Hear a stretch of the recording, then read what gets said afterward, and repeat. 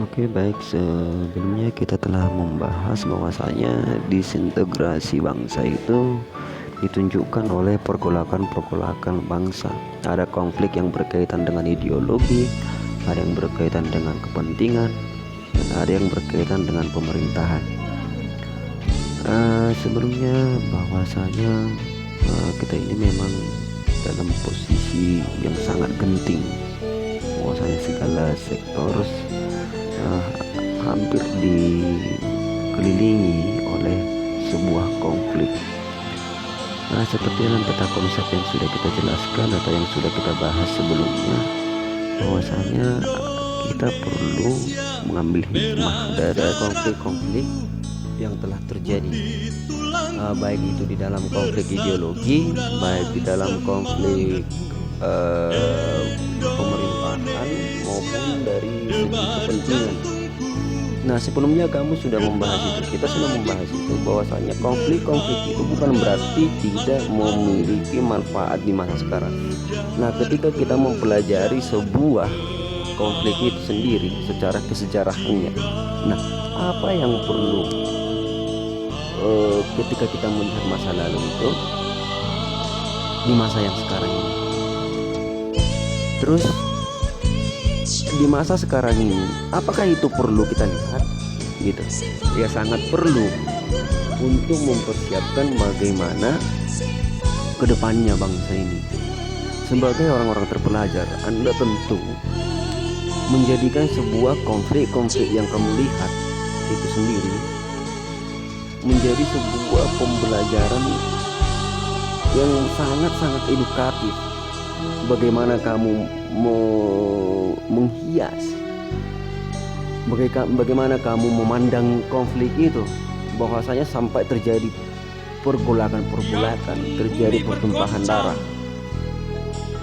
Jadi tentu kamu sebagai kaum pelajar, kita sebagai kaum muda atau generasi penerus bangsa ini, tentu membutuhkan kita untuk meneruskan cita-cita kebangsaan.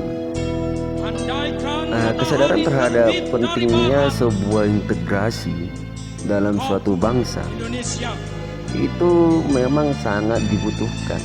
Apalagi negara kita ini adalah sebuah negara yang memang sangat-sangat majemuk, yang memang terdiri dari ratusan suku, ratusan bahasa, ribuan pulau, dan berbagai macam agama. Jadi yang perlu persiapkan apa? Ya, kesadaran terhadap pentingnya integrasi bangsa. Jika kita tidak sadar bahwasanya kita telah berbeda-beda dari awal, jika kita tidak sadar bahwasanya kita memiliki sebuah keunikan, maka yang terjadi adalah perpecahan bangsa. Tetapi saya yakin bahwasanya semakin hari kita semakin sadar, kita semakin terpelajar bagaimana menjaga sebuah keutuhan bangsa. Sebenarnya banyak tokoh-tokoh yang bisa kita tiru untuk menjaga keutuhan bangsa ini. Misalnya dari Papua itu ada Franz Kaisiepo, Silas Papare, Martin. Dari tokoh-tokoh perempuan ada yang namanya Opung Daeng.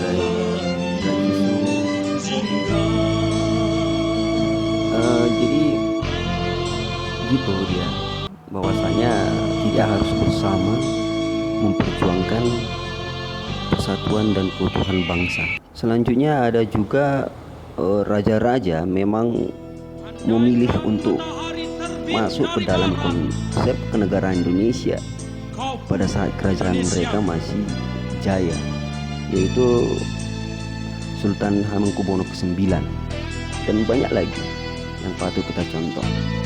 Jadi kesimpulan daripada pembelajaran kita kali ini adalah banyak peristiwa-peristiwa yang terjadi, peristiwa-peristiwa konflik di masa lalu, tapi masa sekarang harus kita lihat bagaimana menyatukannya kembali potensi-potensi itu ada. Jadi bagaimana kita mencegah ini berikutnya agar tidak terjadi lagi? Selain dari peristiwa-peristiwa sejarah itu, kita dapat mengambil hikmah juga dari para tokoh yang patut kita teladani. Misalnya pahlawan-pahlawan nasional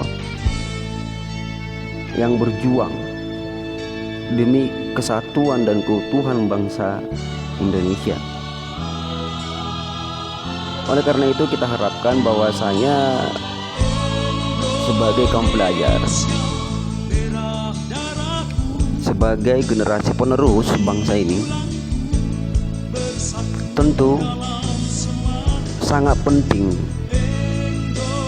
untuk